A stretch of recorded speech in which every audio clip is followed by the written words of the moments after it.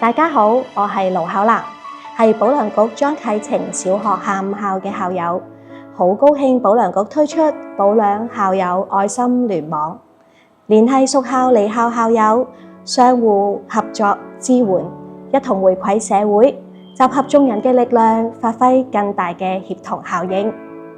回想起小學嘅生活，最有印象呢就係小學嘅老師，由小四至到小六都係有一位班主任鄺老師。鄺老師咧好溫柔㗎，經常咧去關心我哋。仲記得假期嘅時候咧，鄺老師會帶埋我哋一齊上去屋企玩，真係好開心㗎。我喺小學嘅時候都有負責做班長同風紀㗎，有時候都會拖住啲曳曳嘅學生，都培養咗我好鍾意小朋友。今日成就咗我成為保良局張啟晴幼稚園嘅校長。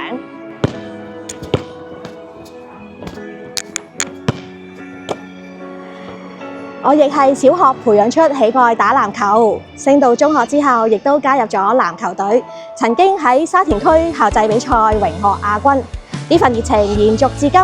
而家我已經成為咗保良局女子籃球隊嘅隊員啦。各位保良校友，你哋都一齊加入保良校友愛心聯網，彼此同心同德，同保良局一齊幫助社會上有需要嘅人啦。